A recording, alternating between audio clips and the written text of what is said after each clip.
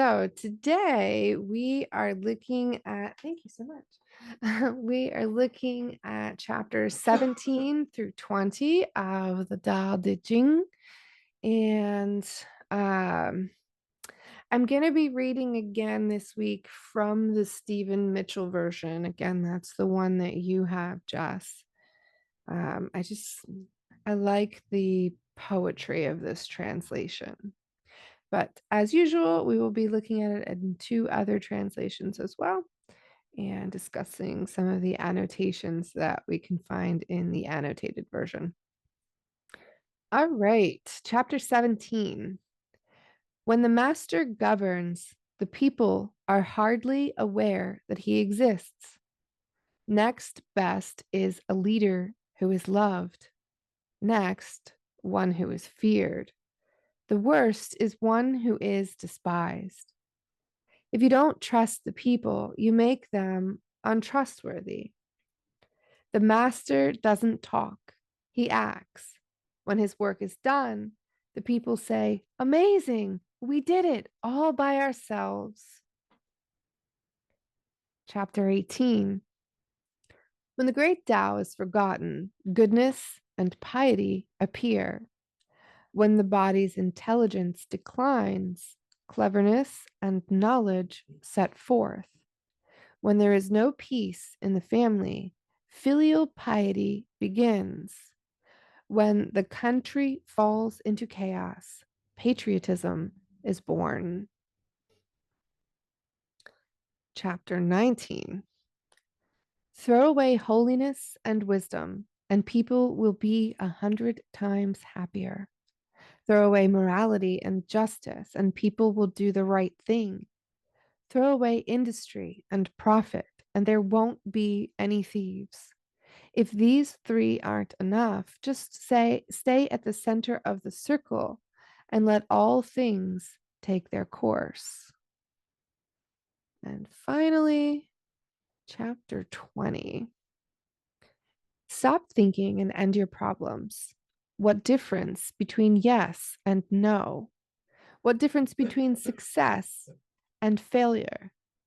Must you value what others value, avoid what others avoid? How ridiculous. Other people are excited as though they were at a parade. I alone don't care. I alone am expressionless, like an infant before it can smile. Other people have what they need. I alone possess nothing. I alone drift about like someone without a home. I am like an idiot. My mind is so empty. Other people are bright. I alone am dark. Other people are sharp. I alone am dull. Other people have a purpose. I alone don't know. I drift like a wave on the ocean. I blow as aimless as the wind. I am different from ordinary people. I drink from the great mother's breasts. Okay. So, this first one here in the Samtard translation, we have this heading for the chapter. It says Invisible Leaders. And I really love what this particular chapter teaches. So, we're going to read this left-handed side here, the black text from the annotated explained edition of the Tao Te Ching from Derek Lin. And we're going to break it down as we go. I have tried as best I can to delineate these breaks in the verses as we go, but some of the translations do not translate section for section. So I've done the best I can with that, but not all of them are sectioned out the way these verses are. The highest rulers, people do not know they have them.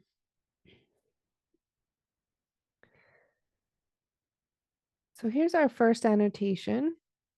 The most skillful rulers work behind the scene. They know how to achieve their objectives quickly and quietly. They use a light touch and produce seamless results. They are so good at what they do that people are hardly aware of their existence. Note, the original Chinese is not gender specific in referring to the ruler and does not assert that the ruler must be male. Most translators arbitrarily force the gender to be either male or female, which distorts the original meaning. So here we have if a ruler lacks faith, so will the people. So, this concept of ruling well, but not needing a lot of pomp and circumstance behind it, I feel like the world would likely be a much better place if there were less people ruling from a place of pride, arrogance, greed.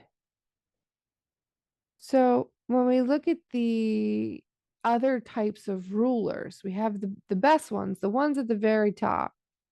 They're the ones that rule seamlessly, barely imperceptible. And then we have the ones who probably have a lot more pomp and circumstance, but the people love them. Probably. And then the next level, people fear them. That would probably be more of a Xi Jinping kind of vibe. And then the next level, people despise them. Well, that's just Biden. Thanks. Oh, that's a good one. um, and I love the way um, the talk about the idiot when we get further down in the other chapter. I thought that was kind of interesting as well. Um, but so let's look at the annotation for verse 2 here. Below the level of ideal leadership, we have leaders who act in benevolent ways, so people love them. Rulers who use intimidation, so people fear them. And rulers who are incompetent, so people despise them. Again, you know who I'm referring to there. So let's look at this one over here. Unworthy rulers are despised. Common rulers are feared by their subjects. Good rulers are feared by their subjects.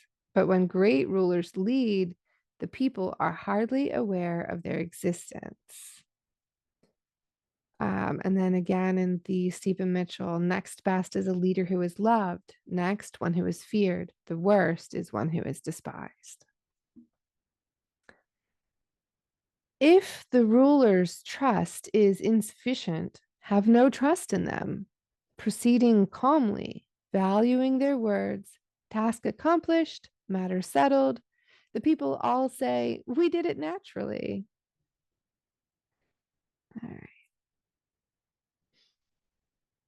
The ideal way is to govern in an unhurried manner, where rulers are bound by their words and therefore never speak lightly.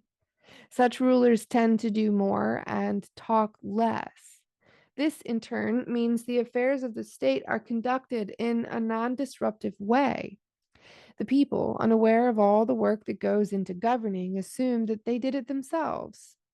Like several other passages from the Tao Te Ching, this chapter seems to be aimed at the ancient kings of China. How can such passages apply to us? Do not think of ruling in the literal sense of leading a nation. Look at your own life and note all the circumstances where leadership plays a role. Most of us will, at some point, be called upon to play a leading role in social settings, community activities, or the workplace. The Tao of leadership remains constant in any context. Whether you find yourself having to deal with children, neighbors, or coworkers, you will find the distinctions in this chapter a useful guide.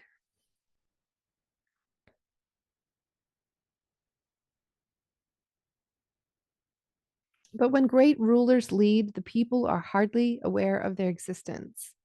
How carefully wise rulers choose their words. How simple are their actions?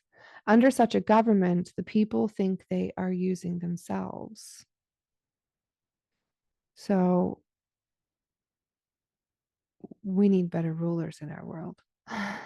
We need to be these better rulers. Yes. Any thoughts on this, guys? Do you agree, disagree, indifferent? Agree. Billy agrees. Yeah, I 100% agree. Mm. I I find the end so funny where the people all say we did it naturally or we did it Mhm. ourselves. Yeah. It's just that ego again. We got blinders on and we don't see the bigger picture. Yeah. Hi there. Yeah. He wants to come up. All right.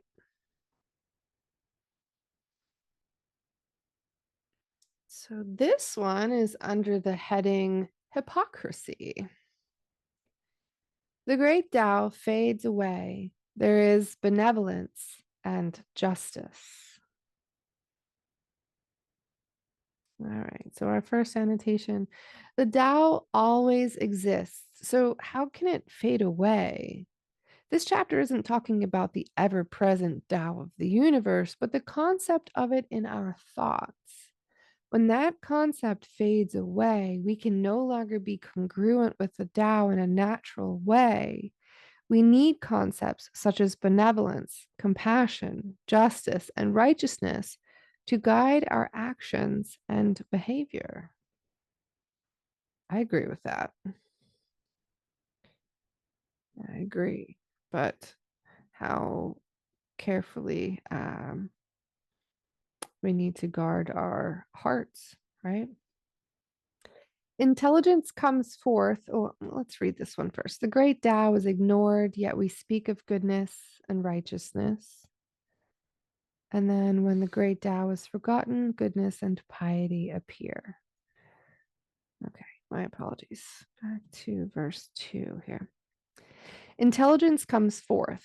There is great deception. The six relations are not harmonious. There is filial piety and kind affection. That's kind of mysterious. This one says it a bit more simply. Relatives are unfriendly, yet we talk of familial love and respect. When the body's intelligence declines, cleverness and knowledge step forth. That's a very different translation there. So let's look at verse 2. The six family relationships are parent, child, older sibling, younger sibling, husband, and wife. When these six are in a state of harmony, the family enjoys a strong bond that requires no effort to maintain. When they degenerate into a state of disharmony, we must work on filial piety, obedience, and affection to keep the family together. Hmm.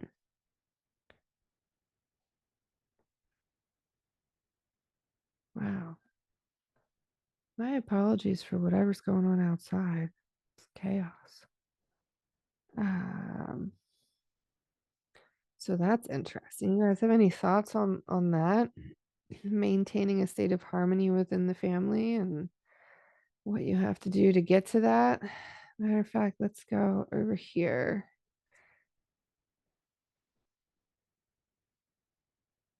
I don't know, but teamwork makes the dream work. So if not everybody's working towards that same goal, it's kind of going to be a tad bit difficult to have harmony.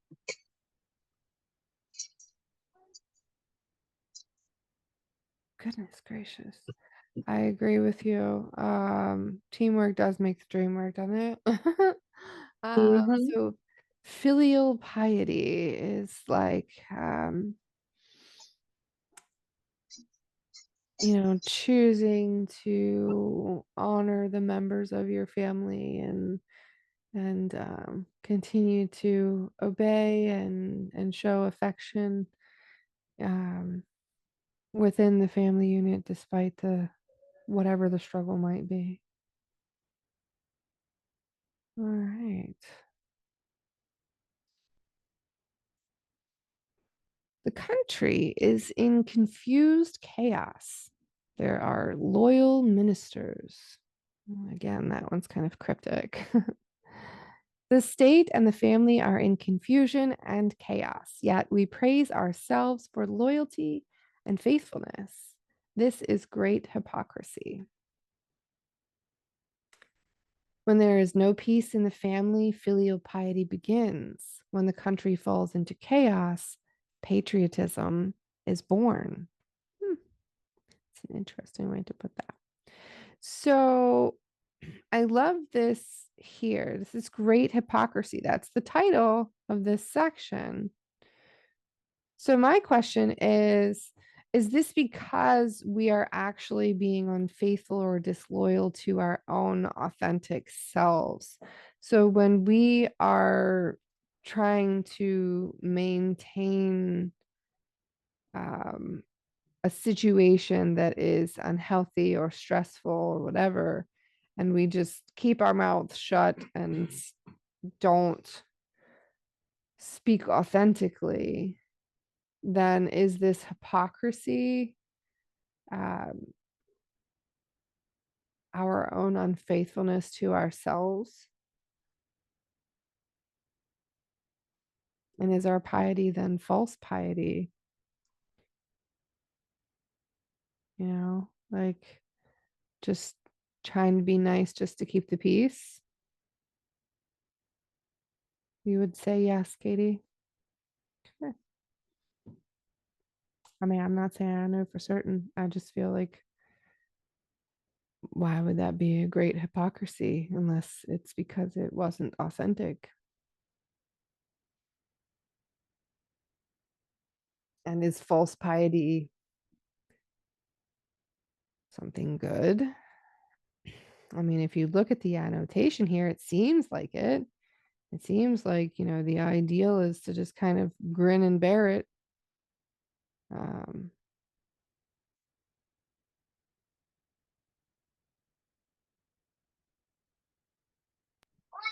So I might be completely out of context here because I'm trying to listen and babysit at the same time.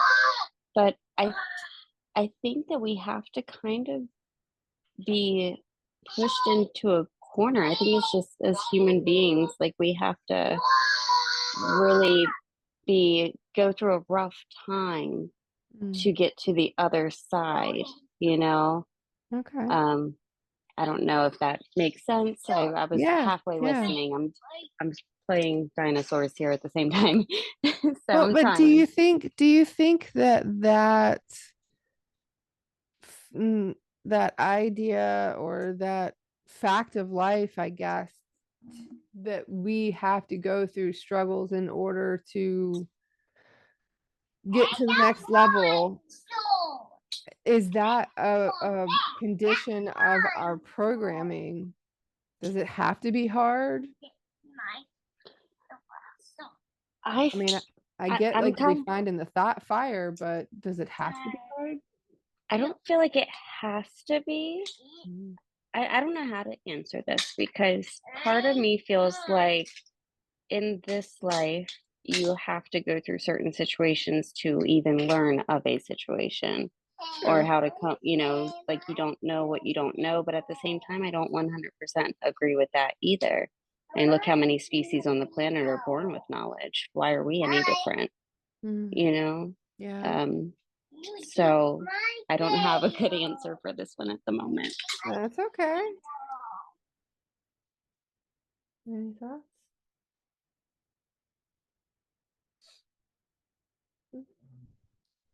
Katie, you got anything?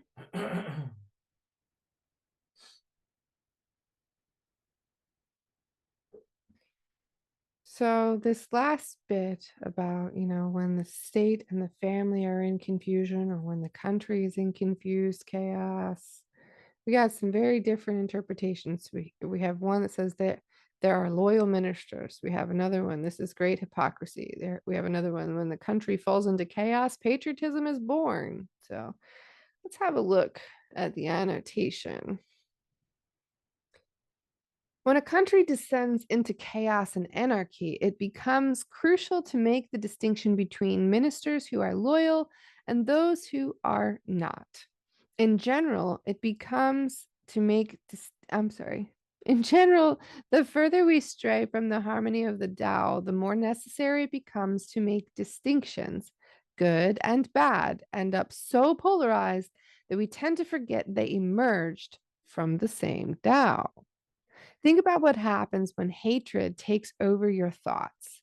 Your antagonism against your enemy is so intense that it is impossible to see any common ground between the two of you. This harsh sense of separation is a sign that you have become too removed from the positive and uplifting Tao. If it is possible for you to draw closer to the Tao, the hatred will begin to lose its grip. You gradually gain an ability to see things from the other person's perspective. Even if you cannot agree with that perspective, at least you begin to see the cause of the conflict.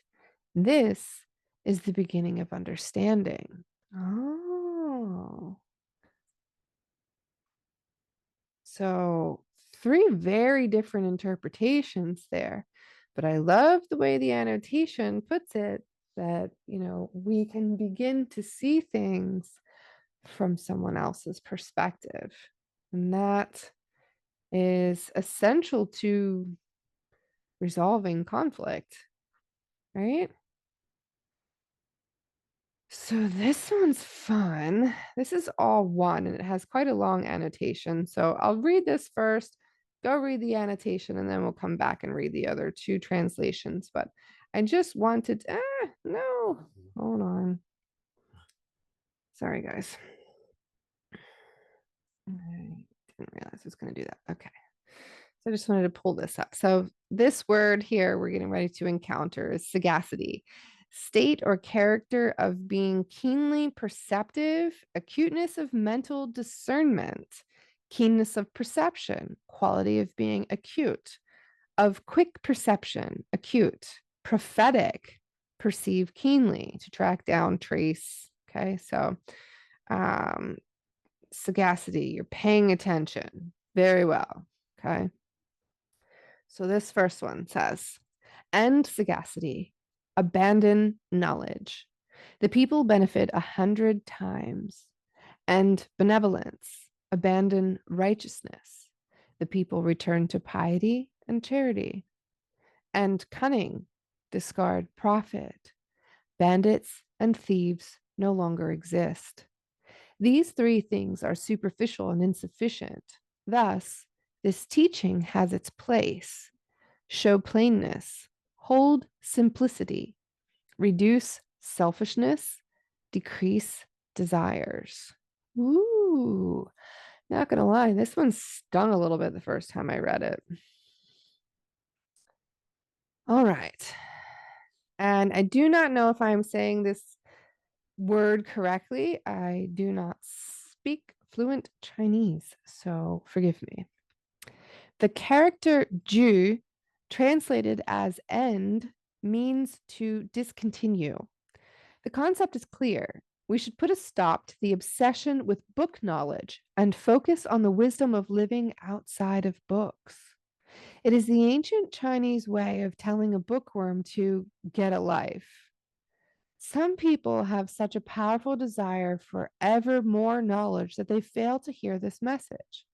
They interpret end to mean extreme or ultimate.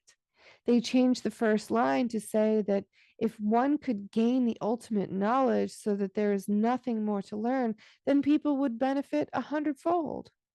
In this fashion, they have taken a warning against the blind pursuit of knowledge and transformed it into a rallying cry to acquire even more.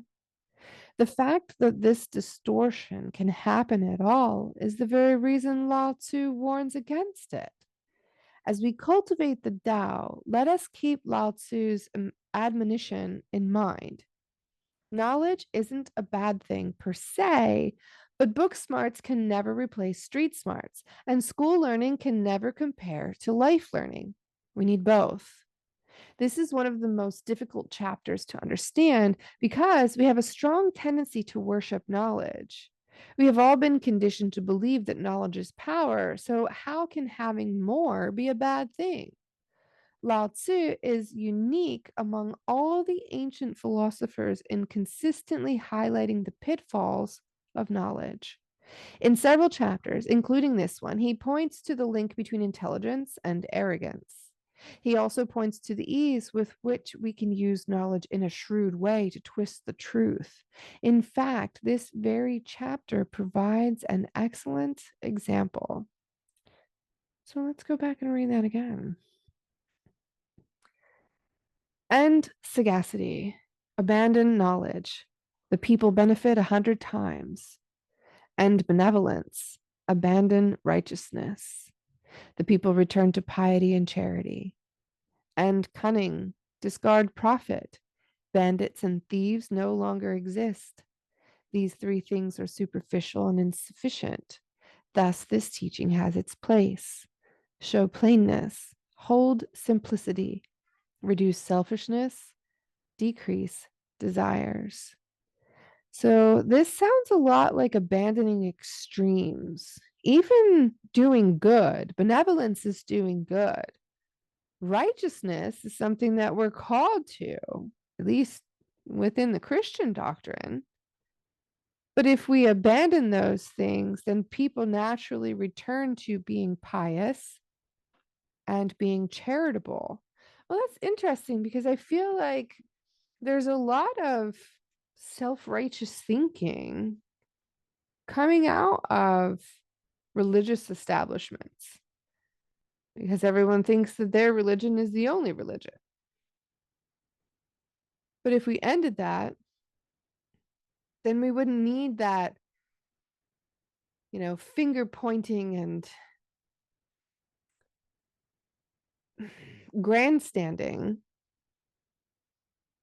Instead, people would just be willingly charitable and willingly pious. It's interesting. End cunning and discard profit, and bandits and thieves no longer exist. Interesting. You get rid of being sneaky and deceitful and stop chasing after the almighty dollar, and then guess what? All of the thieves disappear. Right? Any thoughts on this? You want me to go ahead and read the other two?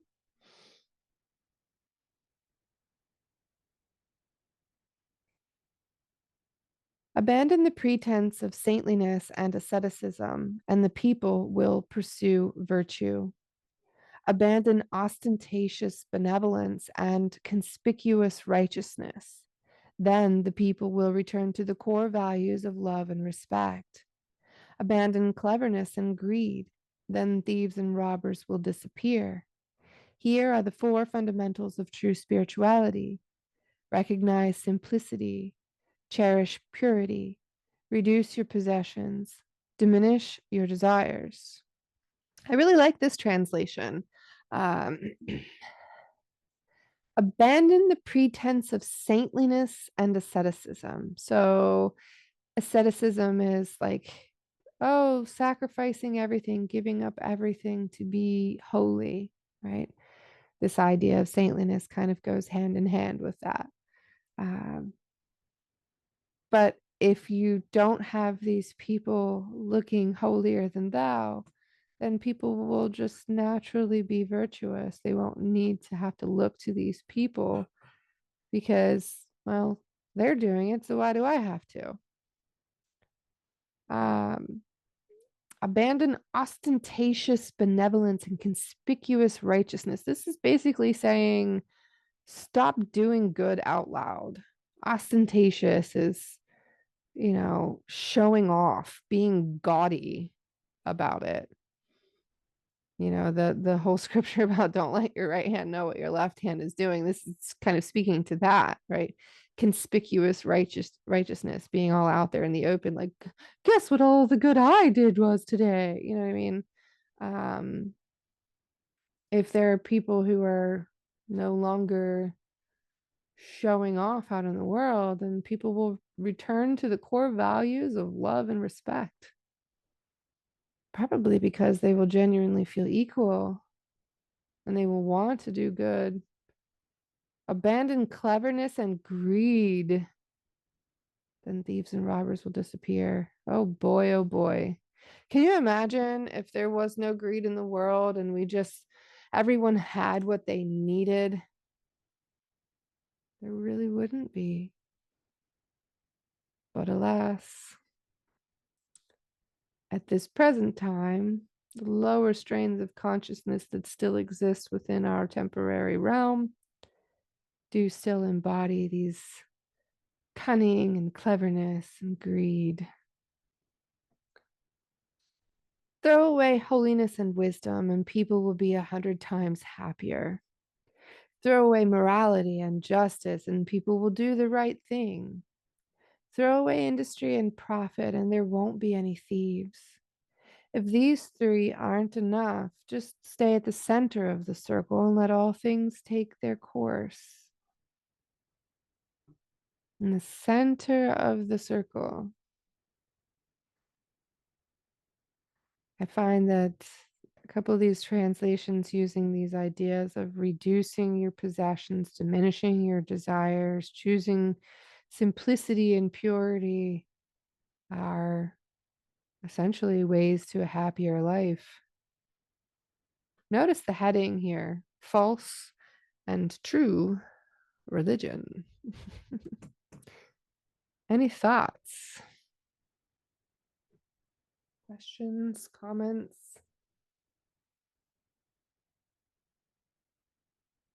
This one was a tough one for me to chew on. So I understand if you need a minute. Don't be haughty and proud. Be humble, live simply. Don't get too attached to anything. Remain the observer. All right. Let's move on to chapter 20. This is a bit long.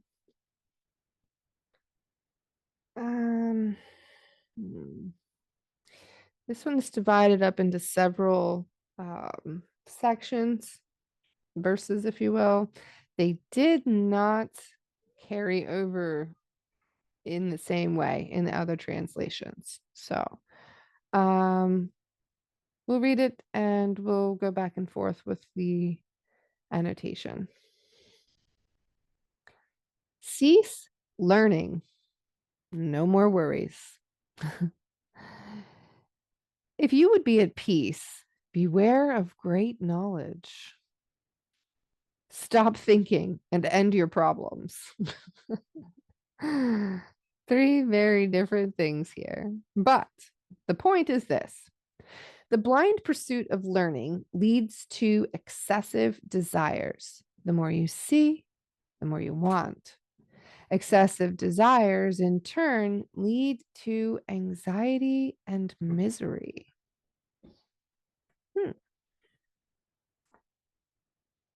I actually feel that sometimes because I love learning, but also it can be a bit of a burden. Respectful response and scornful response. How much is the difference? Goodness and evil. How much do they differ? That's an interesting question. How much do good and evil differ? We tend to place too much importance on value judgments like good and evil. In reality, they are relative variables that change according to perspective. I found this annotation to be quite interesting. I really do agree that we place too much emphasis and too much importance on value judgments like good and evil, or, left and right, black and white, whatever. All of these things that we need to assign some value to instead of just observing that. And it's interesting that it says that they are relative to the perspective. What is perspective? It is the position of the observer. So if you're able to look at something from a different perspective, you can eliminate that value. And I don't mean worth, I mean determining whether or not something is this label or that label, right? Shift your perspective, you may shift your label. So, what good is it to label it in the first place? We see such an epidemic of people constantly complaining about this is bad or, oh, this is good over here. Well, according to who? According to you from where you're standing. But if you move or if you're someone else, it may not be good or it may not be bad, you know. I always used to say that my car accident was one of the best things that ever happened to me. Did it mess me up? Sure, for quite a while, physically and emotionally. But at the same time, I learned to fully surrender and trust that my needs would be met no matter what. I learned that time with my son was far more important than the money in my bank. So was the car accident a good thing? Depends on your perspective. Was it a bad thing? Depends on your perspective. So whenever we have the opportunity to evaluate a situation and how we feel about something, what kind of value we put on something, we should stop and look at why we put that value on it. What's the difference from one value to the next? What the people fear, I cannot be unafraid. That's a very brief statement. Lao Tzu went about life with a healthy dose of caution. If people considered something to be bad, there was probably a reason for it, so he would proceed with care, even though he understood the relative nature of value judgments. So he was aware that he shouldn't necessarily determine whether or not something was good or bad just by what other people said, but that didn't mean he was an idiot. He was still cautious. Common sense. Hey guys, I was trying to type it in the chat, but it keeps kicking me off before I can finish the sentence. I gotta jump off here. Please Okay. add to the prayer list. There was just a pedestrian struck right up the road, Oh, wow. and everyone that is now at the high school for the homecoming game is stuck there, including Sawyer's father.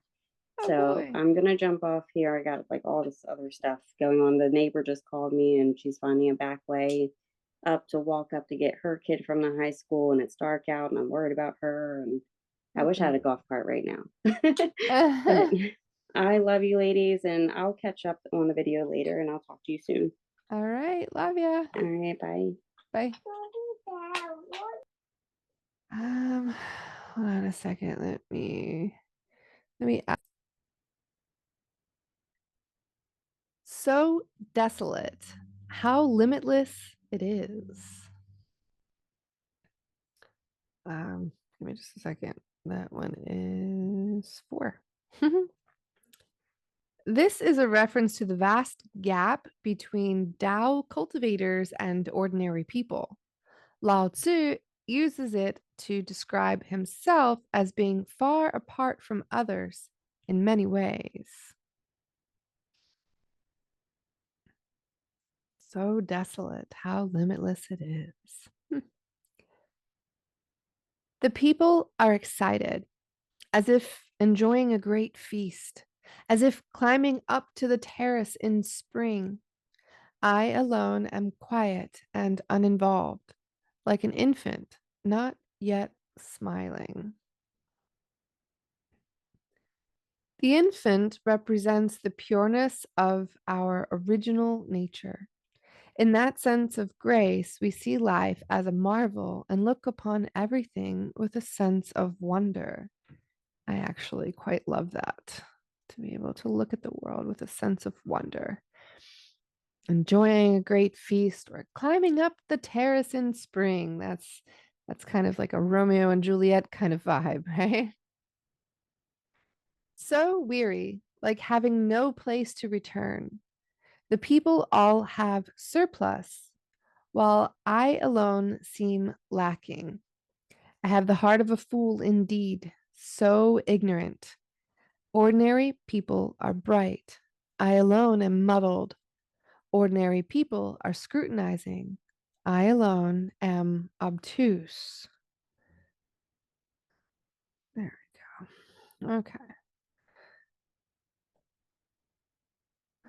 When Lao Tzu talks about not being overly calculating, he is specifically referring to our conduct in interpersonal relationships. Many people keep track of scores, slights, cold shoulders, backstabs, so when the time is right, they can even the score. We have no need to do that. We take actions to protect ourselves from malicious people, but we otherwise let go of personal affronts without needing to retaliate in kind.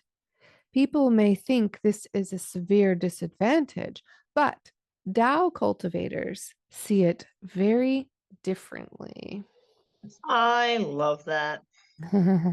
I'm not one to hold grudges. Yeah, Well, it's like drinking poison and waiting for the other person to die. Grudges are that's not stupid. smart. Yeah, it only hurts the person holding the grudge.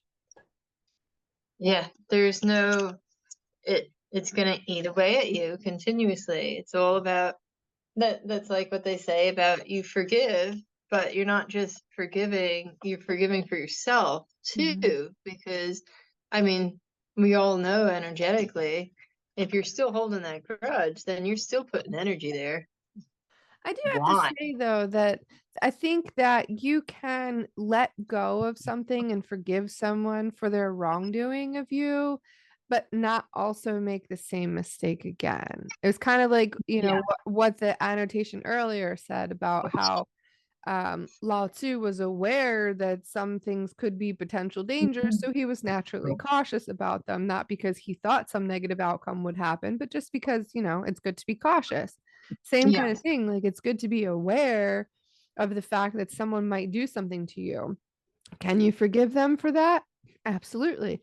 How many times you choose to forgive them is up to you. But I think, even so, I think the idea of turning the other cheek the way Christ did was a process of, choosing to look the other way out of love, but not stay there and continue to be abused over and over and over again. Like at some point, you can protect yourself and take the necessary precautions and still love big and still give selflessly. Yeah. Completely agree. Plus, not for nothing. We don't have to be the one to deliver the karma back to that person. It'll Mm, come to them and be delivered when it's their time.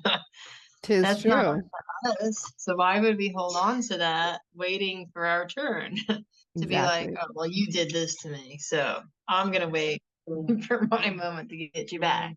No, why? And can you imagine living like that? Like I know people who live like that who are always keeping a record of wrongs. And I mean, Yeah. we see that in First Corinthians 13, love keeps no records of wrongs. And yet it's like, oh, let me continue to lord this over you forever and ever and ever, even if it's something you don't do anymore, because that somehow makes them feel important or self-righteous or more selfless than you or whatever. Yeah, I don't see a point. Mm-mm. Yeah. So I would most certainly agree. Be cautious, be aware, Mm-hmm. but there's no reason to hold on to it. That Yeah. whole tit for tat, why? Just why? Yeah. Yeah. Energetically, it's just going to keep you misaligned. Yeah. Let it go. Yeah. Well, and you're exactly right. I think it actually can kind of put you in detriment if you hold on to something for too long. Like physically, it can do harm, you know? Such Absolutely. Oh, sorry. No, oh, man. No, I was gonna say absolutely. We know already with emotion code how, because that's just energy and motion. All of that is just different things that are whether it's absorbed generational or from somebody else, or I mean, or from yourself, from a life event or whatever have you. And it gets stored in our body, which can then manifest itself in many ways, and perhaps more than one way. Yeah. So whether it's emotionally, mentally, physically, spiritually, it's just it's not a smart idea to hold on to that. Mm-mm. And sometimes it's almost like we are like fly paper, even if we don't want to hold on to it. Sometimes it kind of gets stuck to us. And I think that we have to be consciously aware of our own edges so that when something else is within our boundaries, we're able to identify it quickly and easily and get rid of it so that it I doesn't think fester. that is more easily to happen when people are able to see from more than just their perspective. Very true. Yeah. Well, I mean, when you think about it, though, a lot of people who are hurt, they kind of take on that cornered animal syndrome, where Yes. they're ready to attack, they're ready to pay back. And that is a challenging perspective if you're looking at it from a corner and you can't see any other perspective to that situation. You're probably not going to like it much. It's probably No, not not so at good. all. I mean, but it even goes into what we were saying before about hemorrhaging it out and being aware of the subtle energies around you. Mm, Because even if it's not our energy, yeah. it's possible to pick it up. If someone's holding on to whatever situation or grudge, or it just, you could feel it. When you start becoming aware of the subtle energies around you and aware of all the different perspectives, then I think you're more easily able to identify it and then release, because you could be like, oh, well, around this person I feel this, and I realize that's not mine, because when I sit down with it and think about it and reflect, I don't have a reason to feel that feeling. So, but I notice it when it's around this person. And then once you're able to do that from those different perspectives and picking up those subtle energies, I think it's a lot easier to be in that place. Yeah, well, so let's kind of explore this section a little bit more then. I alone am muddled. I alone am obtuse. It's almost like muddled so that you're not really um mirroring anyone or projecting. You're just kind of like um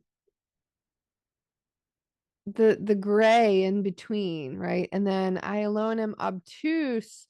You don't really have any sharp edges. It's more like rounded off corners, so nothing really sticks to you, and you're not really poking anyone else either. You know what I mean? You're just kind of Very like true. like a river stone, like smoothed edges. The Well, water's a little that's a good. cloudy. Water's life, though. Water Uh-huh. is life. That has many meanings. Saying if we're the river stone, stop. If you're a fresh river stone, you're gonna have sharp edges. But the longer you've been around in that river, you're gonna become, well, hopefully you'll become more obtuse unless somebody picks you up out of the river. Well, I mean, I think that these opportunities to soften our edges and be this, the idea of the heart of a fool. The heart of a fool is just the heart of a child. It's the heart of someone who is innocent and open to new ideas and ready to see the creative aspects of their world around them and trust that no matter what, it'll all be okay, even if it looks like an uphill climb. Yeah. I think that's all on that journey to Judah, please stop. And it's unfortunate that how people have been so consumed, God bless you, ew, so consumed with life that it seems more days, instead of looking at children in wonder and from their perspective, children are more seen as like a hassle Mm, or a distraction when they're the most important work. And if we're supposed to be looking at life as a child, then the most we can learn as we go through our journey is looking mhm. through to at life through a child's eyes. Yeah. But most of the time, people are very just annoyed at kids for being kids. Mhm. I've noticed a lot. And I know that's part of the design in this physical realm, but it looks like a big majority just gets annoyed at kids being kids, even though that's where our heart and even our eyes for that wonderment is supposed to be. Yeah. All right, let's move to verse 7. Oh, I'm jumping ahead of myself here. Such tranquility like the ocean, such high wind as if without limits. The first character in this line, Liao, is translated as high wind. It is a depiction of dynamic movement to contrast with the tranquility of the calm seas. So again, we're seeing this contrast between polar opposites. Interesting that it says such tranquility like the ocean. A lot of people think of the ocean as, lots of waves and kind of tumultuous, but then I always think of that movie, The Life of Pi, where he's like stuck in the middle of the ocean and he's on this boat and the at one point the water becomes like a sheet of glass. It's so still and it's Kids very tell me that about how even like in Moana, it shows the ocean at night and mm, how the stars essentially meet the ocean, and it just looks like you're in one big sky. And yeah. he said when he was in the military that when you're out in the boats, that's what it looks like at night. It's just this whole vast. That really has to give a huge perspective on how small we are. Well, have you seen that movie, The Life of Pi? Yes, I haven't seen it in a while though. Such a great movie. That's one of my top 10 for sure. I could definitely see why. That is a great movie. All Revisit that with the kids. Like right. people has to not shut it off. Don't put your necklace. The people all have goals, and I alone am stubborn and lowly. I alone am different from them and value the nourishing mother. It's interesting that it shows that. The nourishing mother is a reference to the Tao, because the Tao is the source of life and provides for all living things. So let's read it from this perspective. Notice the title Common People. If you would be at peace, beware of great knowledge. That which is not feared by the common people is probably not worth worrying about. There is a vast difference between book learning and true knowledge of the Tao.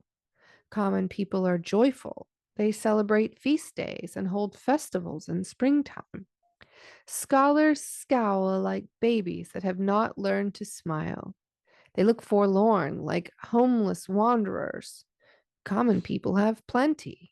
Scholars are never satisfied. Common people are vibrant with common sense. Scholars seem dull and confused. Common people are useful. Scholars are useless. Knowledge of the Tao, how vast! I am like a sailor far from shore, adrift on a boundless ocean. Oh, how I long to be as a child, suckling milk from Mother Tao. I see you laughing. What irony. Right? Yeah. Oh. Hmm. So very different. So instead of I alone, I alone, I alone, I alone, This is the scholars. Scholars are the problem. Scholars are these people that are constantly on the hunt for book smarts. Interesting. Say what you want. I love my books. I agree. I agree. Well, but I do see the value in learning in the stillness of spirit. I do see Oh, that, big and time. I understand that. So, Big time. as our first translation when we started this evening, stop thinking and end your problems. What difference between yes and no? What difference between success and failure? Must you value what others value, avoid what others avoid? How ridiculous. Other people are excited as though they were at a parade. I alone don't care. I alone am expressionless, like an infant before it can smile. Other people have what they need. I alone possess nothing. I alone drift about, like someone without a home. I am like an idiot. My mind is so empty. Other people are bright. I alone am dark. Other people are sharp. I alone am dull. Other people have a purpose. I alone don't know. I drift like a wave on the ocean. I blow as aimless as the wind. I am different from ordinary people. I drink from the Great Mother's breast. So, is Lao Tzu here the scholar or the common person?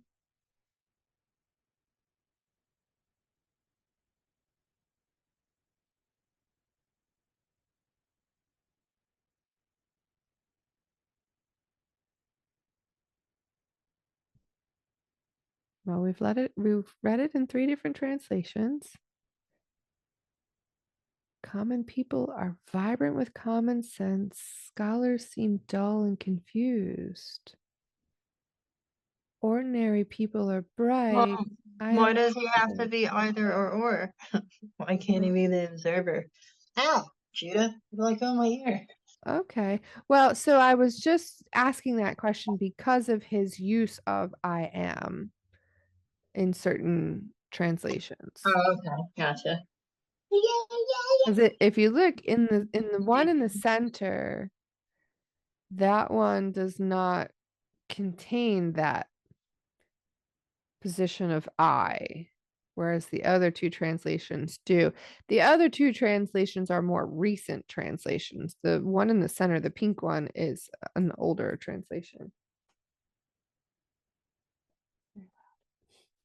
It's certainly a lot to chew on. Yeah, it sure is. Mhm. Final thoughts, questions, comments? No? Alrighty. Well, let's end the What recording. are your thoughts? Do you think he is the commoner or the scholar? Hmm. Hmm. From just reading it from the standpoint of I am or I alone am, I think he's the scholar. Let's I think see. he's I had can the see that. opportunity to see the wisdom and see the pursuit of knowledge only to find that it left him chasing his own tail. That was just a self epiphany. um, the pursuit of knowledge is, I think it's a noble cause with misdirected uh, value. Again, the judgment that we place on things. I think that, at least for me, my pursuit of knowledge is one, I feel like there's more to know, so I need to know more. But two, and this was something that developed in me fairly early on, was that I needed to know more than most people so that I could be smarter than most people and most people would actually listen to me. Um, I can understand that. Because that's how I felt like I needed to be in order to get validation, essentially, from my father. Not And that I need validation anymore, but I know where it came from. but that just leads to a lifelong pursuit of that validation. Exactly. You're constantly seeking the conditions that will provide that stimuli that you need. And I think that's what he meant by this. Like all of this is muddled and dark and lonely because most people don't care about this stuff. I mean, you know this. We talk about this all the Oh, time. yeah. It's a fairly lonely path to walk the spiritual path where you actually are seeking out the wisdom and trying to understand it. And most people could care less. They don't understand this. They don't care to understand this. They No, just want to live their no. simple life and walk down the road and not a care in the world. And I get it. I mean, that simple life, being able to look at life like a child is peace inducing. But yeah, I'm still struggling with that whole stop seeking knowledge kind of. I don't know. I I don't know. When you look at it astrologically or human design wise, I think some of us are meant to be that way, though. Yeah, I Um, agree. and we're supposed to follow that pursuit of knowledge because we're not looking, maybe when our younger years we were looking for validation, but as we have grown and experienced life, we're looking to go further within and be closer with our creator and to understand the vastness of the Tao, you know? Yeah. Um, and I enjoy all the different paths of knowledge we've come across along Hmm. our way. Yeah. It's very fulfilling for my cup. Well, I don't know about you. I don't know if you've seen the conversation over on my Angels post from a couple days ago, but boy, it's No, gotten I meant to go there lively. today. Yeah, you should go check it out. It's been fun. Did you comment? Oh, yeah, there's been a discussion. There's been an Yeah. interesting discussion. And I find it so interesting because I am seeing this from multiple perspectives. On the one hand, the people that I am, let's say, disagreeing with are very set in their ways in a belief system that I also used to be very set in my ways about.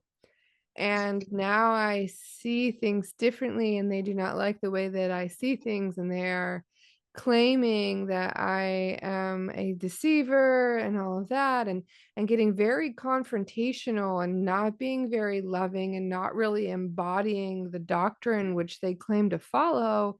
And I'm just kind of I'm trying to maintain that like unbotheredness about it. And I really feel like I am. Like it doesn't bother me. It's colorful and it's interesting and it's intriguing to watch, but it's not getting me, it's not eliciting the emotional response that it would have a couple of years ago when I was that person and when I was thumping people over the head with a doctrine that I claimed to follow but did not really exemplify, which now I feel like, generally speaking, I exemplify it more. I'm still working through this sense of pride, the idea when it mentioned in the annotations that there was arrogance that came with knowledge. I see that. I agree with that. I see that in my own self. And I see that in the people that I am disagreeing with. So it's been a very interesting thing to be able to kind of step back and look at it full picture and see the incongruous nature of their arguments and their blindness to their lack of the very fundamentals of the doctrine they claim. So it's been eye-opening and humbling. Like that. Yeah. Did So you think it was going to elicit such a response? I expected that it would elicit some kind of response. I'm not surprised, but also um I Okay. find it interesting that the proverbial claws have come out from people who claim to follow a being that embodied love, and yet they do not exemplify the love that they claim to adhere to. But it sounds like then it's more with ego, though, than with anything, because it's that want and need to be right. You Mhm. want to say the sky is green? Have at it. Everybody's at their own different, everybody's on their own different path and their own spiritual journey, wherever they may be in that, even if they don't plan on really exploring that any further. Mhm. Oh, thank you, Judah, for Yeah. unplugging that. Well, and it's like Um, I look at it like that too. I look at where they're coming from and I have compassion for them because I understand I used to be that person too. But at the same time, I don't have that feeling of like, well, I'm right and you're wrong anymore. It's like, oh, oh, no, I'm not okay. saying you I were. see, I was saying, yeah, I see where they're at in their journey and I honor them where they're at, but they're not ready yet to do the same for me. So it's been interesting to see how the people who think like us in the comments are kind of being attacked by the people who are claiming righteousness and piety. So it kind of is bringing this to life. It's bringing the Tao to life, right? it's not for nothing. You're still recording? Yeah. Okay. Do I The need big to stop? V. The big V is a Oh, yeah. great way Yeah. that shows that, and you can see where people are in that journey as well, Mhm. because that gets very heated very quickly. People are very quick to attack, Mhm. and the people who have been at it a long time realize and come to the same conclusion. Either you're ready to receive the information and take it and use it, or you're Mhm. not. Yeah. And then they plant the seed and walk away. If you want to know more, ask and they'll tell you more, but they're not going to attack anybody. So it's a similar conversation when it comes to religion. Absolutely. And I mean, at this point, what good does it do me to try to force my beliefs on someone else? My beliefs are far too complex to package neatly into a little nutshell and deliver to someone. Yeah. And it's impossible to iterate that in a Facebook comment. So, like, I'm not stressed about it. I'm not like, oh my gosh, I have to make them see my way like I used to be. I don't care if they don't see it that way. Good on you. I wish you the best.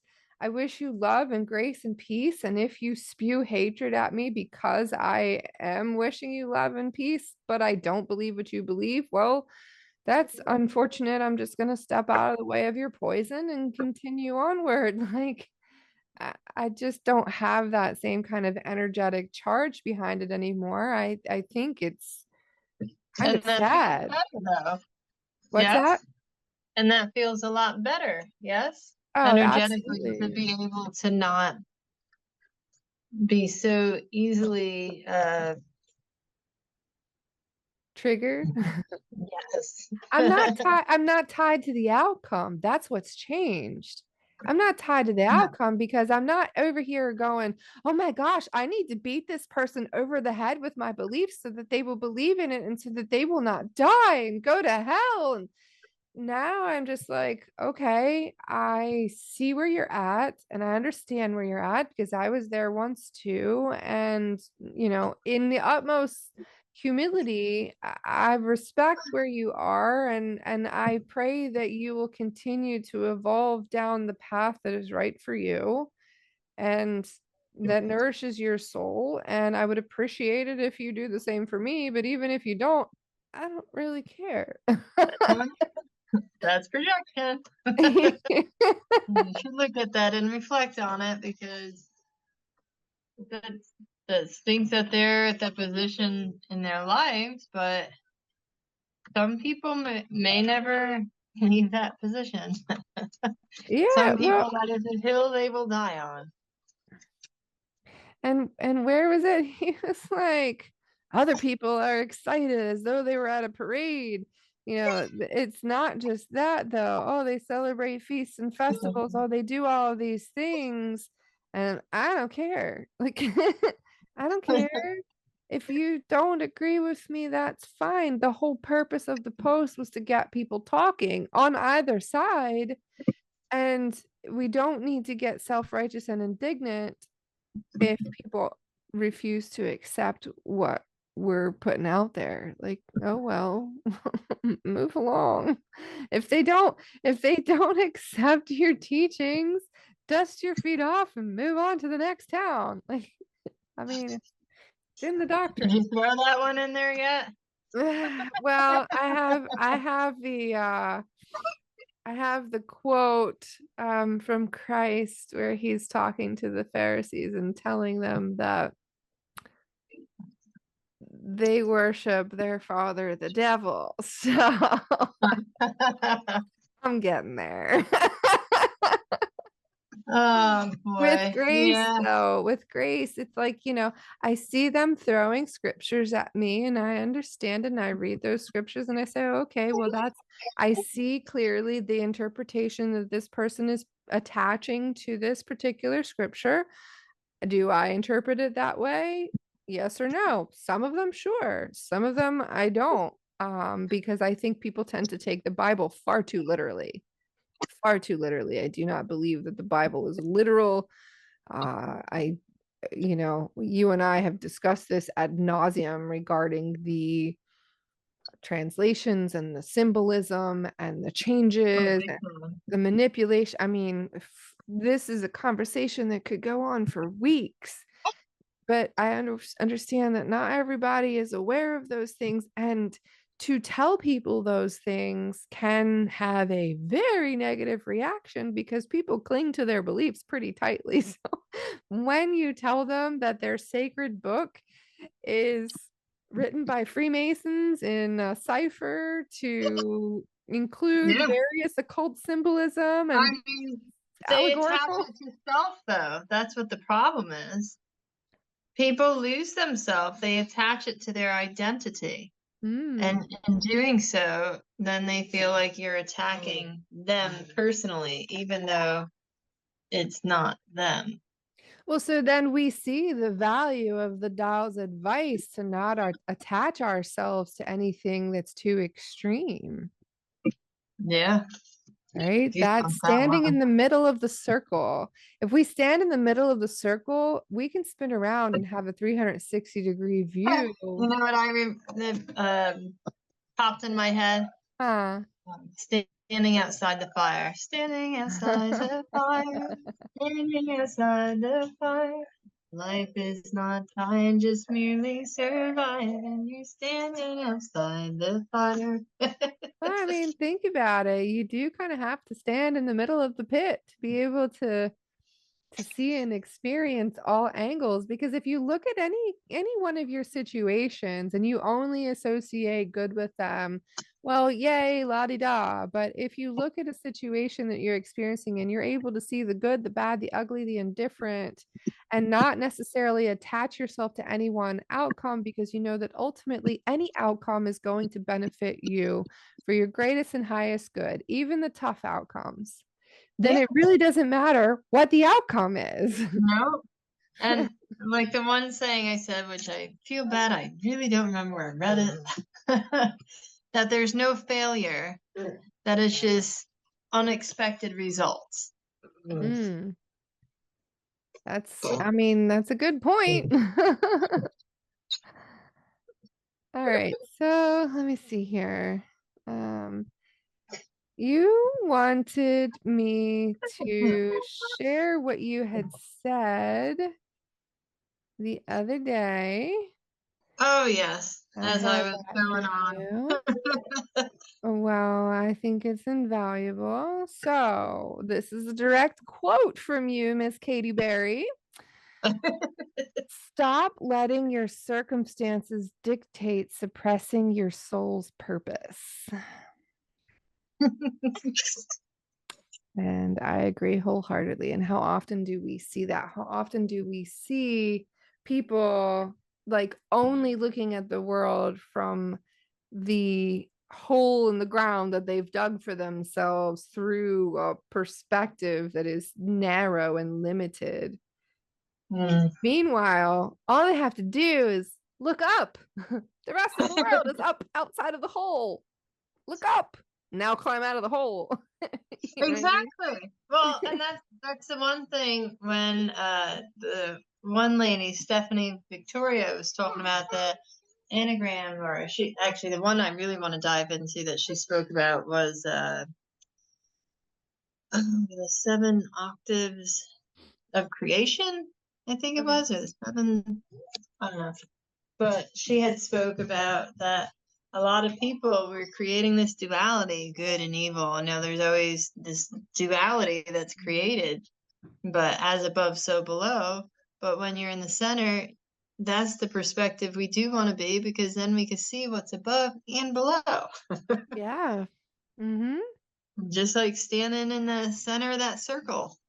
It's really important to be able to get there, but most people, Mm-hmm. because of circumstances and programming and opinions and judgments and everything from this physical realm, I think when we strip that away, we could truly fulfill our soul's purpose and our cup and fill that cup. Mm. And especially being a soul here on earth, having the human experience, why let all of those things limit ourselves? Yeah. Yeah. Well, it's funny how a shift in perspective can show us things we've never seen before. We've been in this Yes. house for nearly 2 years. Okay.